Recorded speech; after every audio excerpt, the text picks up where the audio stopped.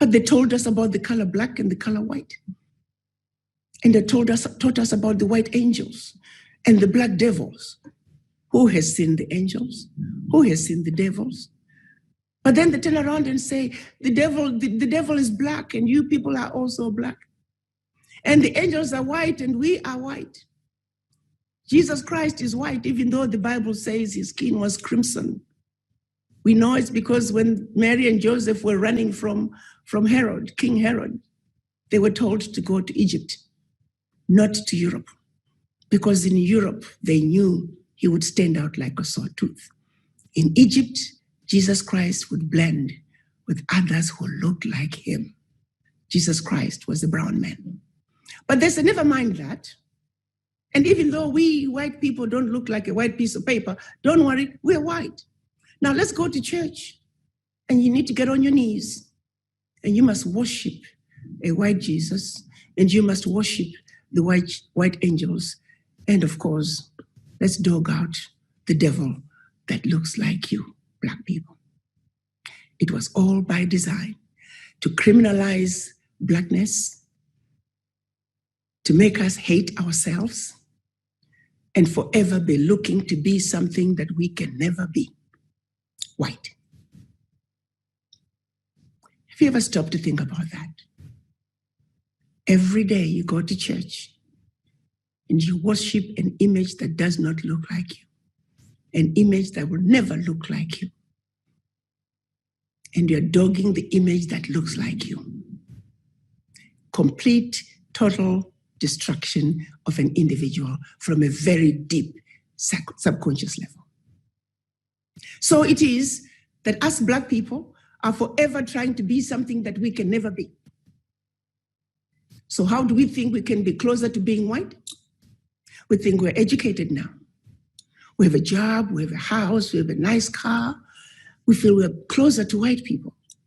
And now we want to run away from those who look like us because we've made it. All these unnecessary material things that make us believe we're getting closer to what we have been programmed to think is better. And we're busy running away from ourselves. Which brings me to the next pillar of Africa's issues. It is the mind. We have so much self-hate. We do not like each other as black people. We have been programmed to dislike anything that has anything to do with ourselves. So where do we begin? We call that the legacy of slavery and the legacy of colonization. No amount of education, no UCLA degree, no Harvard degree, no Oxford degree can decolonize you, can cleanse you of the legacy of slavery.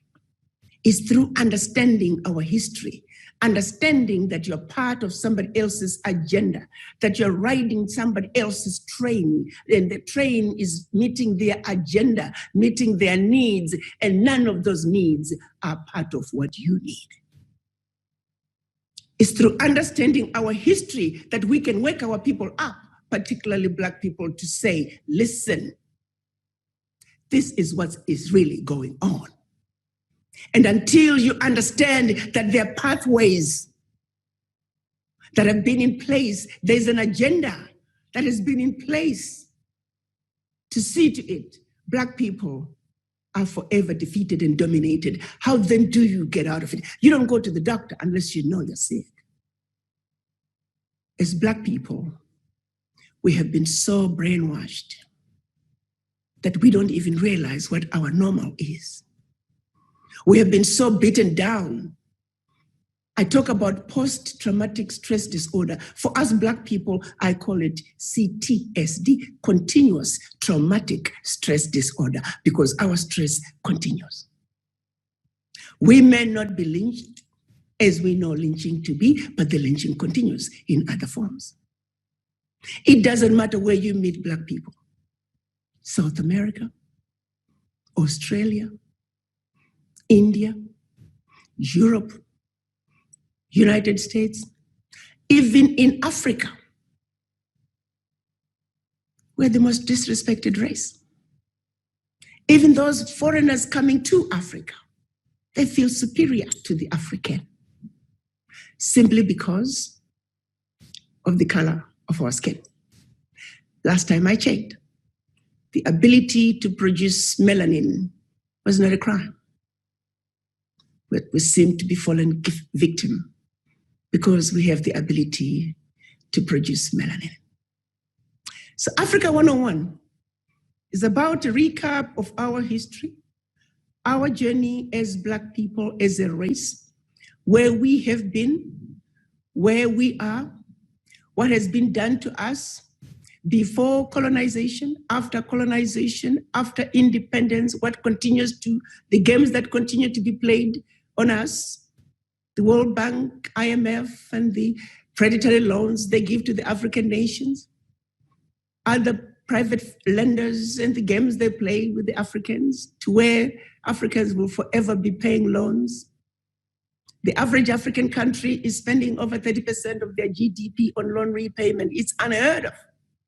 How does a country grow? There's so many games being played, so many policies, and they keep changing. If it looks like Africans are getting a leg up, the rules of engagements keep changing. To what end? The Black race, if you look through history, is the only race that has been loyal to the white man. Completely loyal. With all that, they raped us, they lynched us, they tortured us, they shot us. And still, we remained loyal. Here we are today, 2020, and the beat goes on. Africa 101, the wake-up call, was my effort to wake up the Black race as well as the white race, to make them realize that as Black people, we are simply asking that we be treated the same way they want to be treated. That what little boys and little girls in Europe want is what little boys and little girls in Africa also want. We are not asking anything more. We are asking the world to do what is right, what is just, and what is fair. Not only to Black people on the continent, but to Black people around the globe. Systemic racism, bigotry, and hate have no room on earth. And the perpetrators of those abuses, to them I say, you may think you're doing a disservice to the Black race, but guess what? You're also doing a serious disservice to your children, grandchildren, and generations to come. Our children, regardless of their skin color, they deserve to live on earth, free to live on this earth the way they wish, without boundaries, without restrictions, and just truly love each other and enjoy humanity, regardless of your race, ethnicity, social status, political affiliations, gender. It is a free world. That's what we want. So Africa 101 is waking up not only Black people, but also Black people to say, this world is ours. Let's enjoy it together as equals, because we are created as equal under God. I thank you.